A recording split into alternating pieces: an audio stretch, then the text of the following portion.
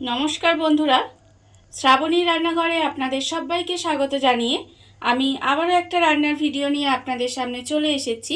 আজকের আমি আপনাদের সয়াবিন দিয়ে একটা অসাধারণ রেসিপি বানিয়ে দেখাবো। আশা করি আপনাদের ভালো লাগবে। তার জন্য কিন্তু আমার পুরো ভিডিওটা আপনাদের দেখতে হবে। আর ভিডিওটা দেখা শুরু করার আগে একটা লাইক দেবেন আর সুন্দর একটা কমেন্ট করতে কিন্তু ভুলবেন না। তাহলে চলুন আজকের আমি এই সয়াবিন দিয়ে কি বানাই সেটা আপনারা একবার দেখে নিন। সয়াবিনের এই রেসিপিটা বানানোর জন্য প্রথমে আমি এখানে দুটো মাঝারি সাইজের আলু আমি এখানে সেদ্ধ করে রেখে দিয়েছি। এবারে প্রথমে কিন্তু আমি আলুটাকে এরকম ছোট্ট একটা গ্রেটার নেব। গ্রেটারের সাহায্যে আলুটাকে আমি গ্রেট করে নেব। প্রথমে পুরো আলুটাকে আমাকে গ্রেট করে নিতে হবে। দেখুন আমি কিন্তু আলুটা এখানে গ্রেট করে নিচ্ছি। আপনারা চাইলে কিন্তু আলুটাকে হাত দিয়ে একটু মেখেও নিতে পারেন। এমন করে মেখে নিতে হবে যেন আলুর মধ্যে কোনো রকম দানা দানা না থাকে। এইভাবে আলুগুলোকে আমি সব গ্রেট করে নেব। আলুটা আমি গ্রেট করে আলাদা করে সরিয়ে রেখে দিয়েছি। এবারে আমি দেখুন একটা এরকম মিক্সিং জার নিয়ে নিয়েছি। এর মধ্যে নিয়ে নেব সয়াবিন। এখানে আমি সয়াবিনটা কিন্তু একটু সেদ্ধ করে জলটা একটু চিপে রেখেছি। খুব বেশি চেপার দরকার নেই, অল্প একটু জলটা চিপে রেখে দিয়েছি। সেই সয়াবিনটা কিন্তু আমি এই মিক্সির মধ্যে নিয়ে নেব। আর আমি নেব এখানে আদা। এখানে খুব অল্প সামান্য একটু আদা রেখেছি, সেই আদাটাও কিন্তু আমি এর মধ্যে দিয়ে দিলাম। আর আমি দেব এর মধ্যে দুটো কাঁচা লঙ্কা। এখানে এই সয়াবিন, আদা আর কাঁচা লঙ্কাটা দিয়ে আমি খুব ভালোভাবে একটা পেস্ট তৈরি করে নেব। সয়াবিন, আদা আর কাঁচা লঙ্কাটাও কিন্তু আমি এখানে খুব ভালোভাবে পেস্ট করে নিয়েছি, দেখতে পাচ্ছেন। এবারে এটাকেও কিন্তু আমি আলাদা করে একটা বাটিতে ঢেলে রেখে দেব। আদা, সয়াবিন আর কাঁচা লঙ্কার পেস্টটা কিন্তু আমি আলাদা করে সরিয়ে রেখে দিয়েছি। এবারে দেখুন আমি কিন্তু এখানে আটা নিয়ে নিয়েছি। এখানে আমি 500 গ্রাম মতো আটা নিয়েছি। এবারে আমি আটার মধ্যে দিয়ে দেব সাদা তেল। এখানে আমি সাদা তেলের ময়ান দেব আটার মধ্যে। আমি এখানে আটা ব্যবহার করেছি, আপনারা চাইলে কিন্তু আটার বদলে ময়দাও নিতে পারেন। এবারে আমি 2 চামচ মতো সাদা তেল আটার মধ্যে দিয়ে দিলাম। দিয়ে এবারে খুব ভালোভাবে তেলটা আটার মধ্যে প্রথমে মিশিয়ে নেব। খুব ভালোভাবে মিশিয়ে নিতে হবে। মিশিয়ে এইভাবে ঘষে ঘষে আটার মধ্যে তেলের একটু ময়ান দিয়ে নিতে হবে। আটার মধ্যে তেল দিয়ে খুব ভালোভাবে ময়ান দিয়ে নিয়েছি। এইবার আমি এর মধ্যে দিয়ে দেব, দেখুন এখানে আমি জোয়ান আর কালো জিরে রেখেছি। জোয়ান আর কালো জিরেটা কিন্তু আমি একটু হাতের মধ্যে ঘষে তারপরে রেখেছি। সেই জোয়ান আর কালো জিরেটা আমি এর মধ্যে দিয়ে দিলাম।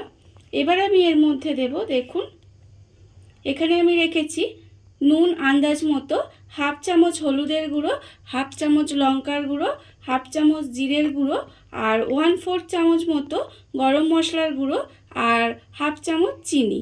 এইগুলোও কিন্তু আমি এর মধ্যে দিয়ে দিলাম। দিয়ে এবার সমস্ত উপকরণগুলো খুব ভালোভাবে একটু মিশিয়ে নিতে হবে। সমস্ত গুঁড়ো মশলাগুলো আমি এর মধ্যে দিয়ে খুব ভালোভাবে মিশিয়ে নিয়েছি। এইবার আমি এর মধ্যে দিয়ে দেব, দেখুন এখানে আমি যে আলু সেদ্ধ করে গ্রেট করে রেখেছিলাম, সেই গ্রেট করা আলুটা কিন্তু আমি এর মধ্যে দিয়ে দেব।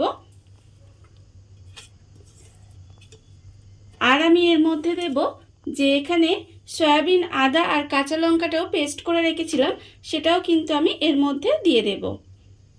এবারে আমি এর মধ্যে দেব, দেখুন এখানে আমি বেশ কিছুটা ধনেপাতা একটু কুচিয়ে রেখেছি, সেই ধনেপাতাটাও কিন্তু এর ওপর থেকে একটু ছড়িয়ে দেব।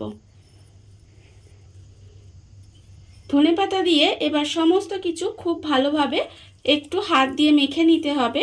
মেখে একটা ডো বানিয়ে নিতে হবে। সমস্ত উপকরণ দিয়ে আমি আটাটা ভালোভাবে মেখে নিয়েছি। মেখে এরকম একটা ডো বানিয়ে নিয়েছি। আমি কিন্তু এর মধ্যে কোনো রকম জল ব্যবহার করিনি। আপনারাও চেষ্টা করবেন জল যাতে ব্যবহার না করতে হয়। আর যদি খুব দরকার হয় তাহলে অল্প পরিমাণে জল কিন্তু ব্যবহার করতেই পারেন। এবার এই ডোটা আমার খুব ভালোভাবে মাখা হয়ে গেছে। আমি এর থেকে লেচি কাটবো। এইভাবে ছোট ছোট করে প্রথমে লেচি কেটে নেব। ঠিক যেভাবে রুটি পরোটার লেচি কাটা হয় সেভাবে কিন্তু আমি লেচিটা কেটে নেব। এইভাবে লেচিগুলো আমি এখানে বানিয়ে নিয়েছি। আর অন্যদিকে দেখুন গ্যাসটা অন করে কিন্তু একটা চাটু বসিয়ে দিচ্ছি। চাটুটা আমার এখানে গরম হয়ে গেছে। আর ততক্ষণে আমি এখানে লেচিগুলো থেকে এইভাবে বেলে নেব। আমি এখানে আটা দিয়েই বেলবো, সেই জন্য আমি এখানে অল্প আটা দিয়েছি। দিয়ে এইভাবে গোল গোল করে পরোটার মতো বেলে নেব। এইভাবে কিন্তু গোল গোল করে বেলে নিতে হবে।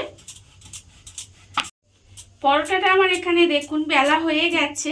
আমি কিন্তু অন্যদিকে দেখুন চাটুটাও কিন্তু আমার এখানে গরম হয়ে গেছে। এবারে এই পরোটাটা আমি এর মধ্যে দিয়ে দেব। দিয়ে এবারে প্রথমে উল্টে পাল্টে একটু সেঁকে নেব, তারপরে কিন্তু তেল দিয়ে ভাজবো। এবারে আমি প্রথমে একটু এপিট ওপিট করে সেঁকে নেব।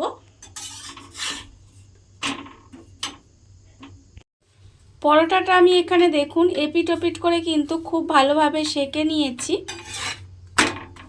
এবারে আমি এর মধ্যে অল্প অল্প তেল দেব।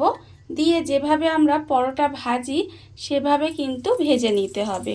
খুব ভালোভাবে লাল করে এপিট ওপিট করে পরোটাটা ভেজে নেব। এইভাবে একবার বাড়িতে আপনারা পরোটাটা বানিয়ে দেবেন, দেখবেন ছোট থেকে বড় কিন্তু সবাই খুশি হবে এবং সবাই কিন্তু ভালোবেসে এই পরোটাটা খেয়ে নেবে। এইভাবে গ্যাসটা লোতে দিয়ে আমি পরোটাটা খুব ভালোভাবে লাল করে ভেজে নেব।